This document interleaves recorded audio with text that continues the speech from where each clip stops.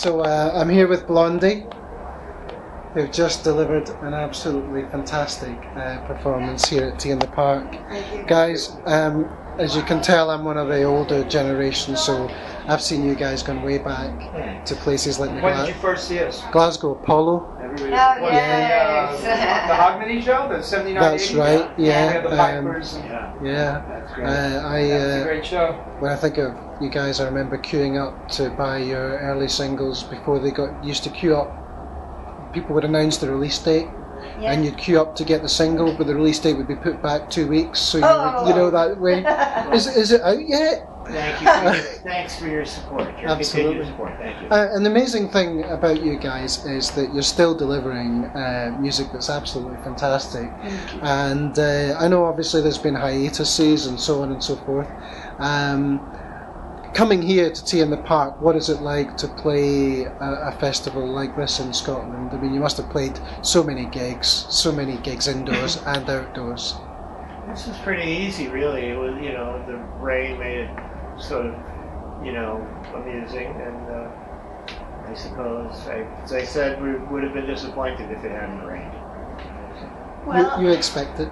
I think, playing festivals has always been a special kind of thing. It's such a big event, and people who come to festivals are just they're in a great party mood.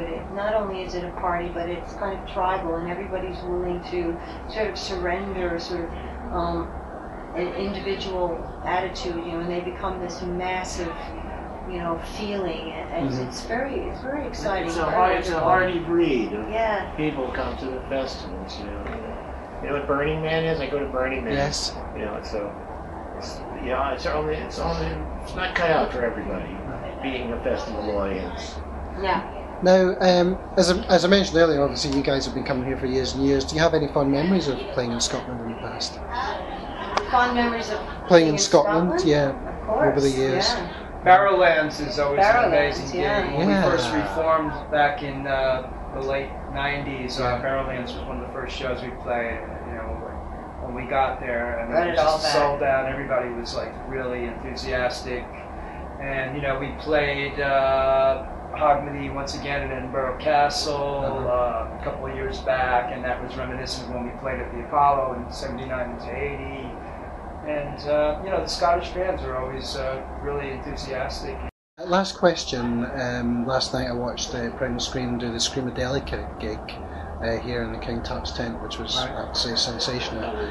Primal Scream. They did the Screamadelica album, and then they did a couple of hits at the end of it. Is Parallel Lines or any of the Blondie albums something you would ever consider doing? And a lot of acts are now doing albums as concerts. Well, we did that actually. Maybe you missed that one, but we did that about 2 years ago. We did do the entire Parallel Lines album and the Parallel Lines tour. People have suggested doing the E to the Beat album now because it's the anniversary of that. But we've incorporated a bunch of songs from E to the Beat into our show now. So we did that. We did the Parallel Lines album. It's a different sort of dynamic because the fans know what to expect. Yeah.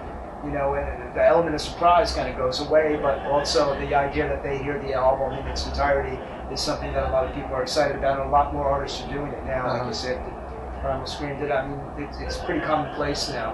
Did we leave one out? Leave what one out? There was one song we left out. I can't remember that. Just Go Away. We did just Fade Away and Radiate. Yeah, we just didn't reference it. That's right. Yeah. Well, Blondie, thank you very much. It's been an absolute pleasure. Thanks. And thanks for coming to Tea in the Park. Thank you.